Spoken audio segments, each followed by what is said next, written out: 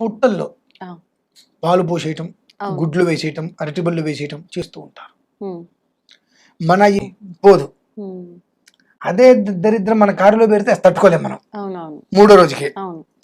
అటువంటిది మరి పాలు కూడా అంతే, విరిగిపోయిన పాలు 2 రోజులు 3వ రోజు మన ఇంట్లో అలానే కట్టబెడితే ఒక రకమైన పురుగులు వచ్చి వాసన వచ్చేస్తుంటుంది. ఉమ్, అటువంటిది ఆ పాము ఇంట్లో అది పుట్టలో పాలు పోసేసి కోడిగుడ్లు వేసేసి పళ్ళు వేసేసి ఈ చలిమిళ్ళు అవన్నీ లోపల వేసేస్తే అది ఎక్కడ ఉండాలండి?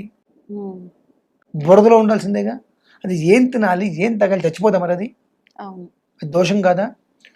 ఇంత మూకుడు పెట్టి అందులో కాసిన పాలు పోయి ఒక చుక్క పాలు పోయి సరిపోతుంది. అన్నీ పాలు పోయటం వల్ల లోపల ఇట్లా గ్లాసితో పోస్తూ ఉంటాం. ఆ పాలు పోయటం వల్ల పుట్ట కరుగుతుంది. పుట్ట కరగడం పక్కన పెడితే లోపల ఉండేటువంటి పాము పాములకు ఇబ్బంది. అదేదో 1-2 పదార్థాలు వేస్తే తింటుంది, తిని కదలలేదు. అవును. ఇవన్నీ వేయటం వల్ల ఏమవుతుంది? అది చనిపోతుంది. అయ్యో. ఆ పాపం ఎవరికి వస్తుందండి?